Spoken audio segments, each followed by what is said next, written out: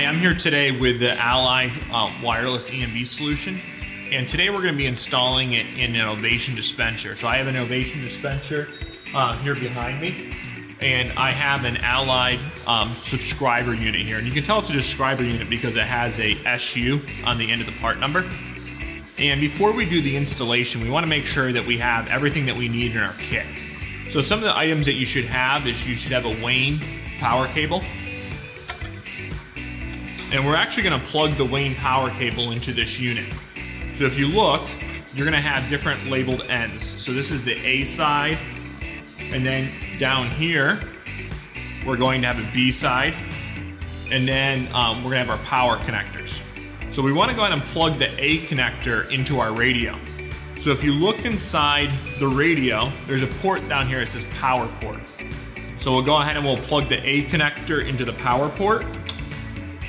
Make sure that's latched in there. And now you have communication and power going to this radio. We want to go ahead and next we want to install our quick connect bracket. So we're going to have this, this plastic bracket here. And this actually has two sides to it. If you look at this side, it's nice and flat.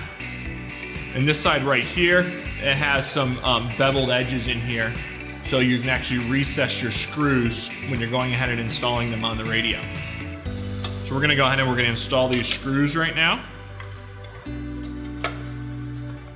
We'll just go ahead and tighten these up so they don't fall out. And then we want to go ahead and make sure we actually have our mounting bracket for inside our dispenser. Now the mounting bracket for the dispenser has a connector piece up to the top of it to go ahead and lock the radio in place so it doesn't fall off. So if you look, this actually lines up right here, and this whole unit hangs inside the dispenser. With the kit, you're going to go ahead and you're going to receive a 3M adhesive, and we'll go ahead and we'll stick this on this unit here. Line it up, and then when we're ready to stick it inside the dispenser, we'll go ahead and we'll peel the cover off and we'll actually apply it inside the dispenser. So what we're going to do is we're going to move over to the dispenser now, and we're going to show the installation. Now while you're working on any electronic equipment, it's always best to go ahead and make sure you power down the electronics equipment so you're not going to go ahead and cause any damage or hurt yourself or hurt anyone at the location. So we're going to go ahead and power this unit down. We're going to make sure all the lights go out. And we're going to go ahead and we're going to mount our radio inside the dispenser. Now we've already gone ahead and mounted the quick connect bracket in here. We went ahead and with the adhesive, we attached it on here. So we're going to mount the radio just by simply hanging it in there. And then we're going to look here and we have our communications cable. Our communications cable is going to plug into our cat board here.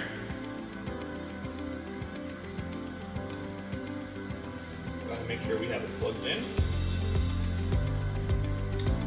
Got a nice firm connection there. And then we want to go ahead and plug our power connector in. Now if you look at the power connector is actually a Y connector. And this is designed, if you already have all of your power positions used on your 24-volt power distribution board, you can go ahead and disconnect one of your peripherals and go ahead and connect it through the Y connector so you can share power. In this scenario, we have a few spare connections on our 24-volt power distribution board. So we're going to go ahead and we're just going to plug this right into the 24-volt power distribution board. This is a keyed connector, so you can actually only put it one way. So we're going to go ahead and we're going to attach it right here. And we have our power supplied to the unit. Now, in the event that you have two IX boards in the dispenser, so say it's a dual-sided dispenser and you're running Innovation TV, you're going to have two IX boards. In that case, you would use one of the extra ports on the back of this radio, and you would connect the Cat5 cable into there, and you would plug it into your other IX board. So now, we're going to go ahead and power this unit back up. And we can actually watch the LED lights on this radio.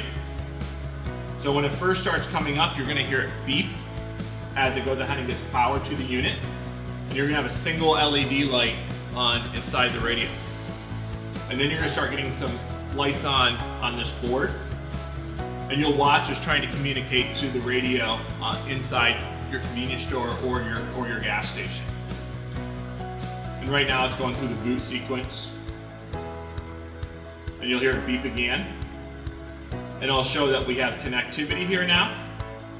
And we look at our signal strength here, we have full signal strength, and we're communicating. So we can actually go ahead and just hang this back up in the dispenser, close everything up, and move on to our next installation. So in this video, we went ahead and we talked about connecting the wireless EMV outdoor solution to a Wayne Ovation dispenser. When you're connecting it to a Gilbarco dispenser, you're gonna go ahead and you're gonna use a similar cable, but you're gonna have a different connection on the end. You're gonna have a connection that goes in and plugs into the 24-volt power distribution board on the Gilbarco dispenser, or you're gonna plug it into the hip board on the 24-volt out power supply. And you'll be able to go ahead and power the unit that way. Similar, same Ethernet connectivity, and we can go ahead and work in either environment.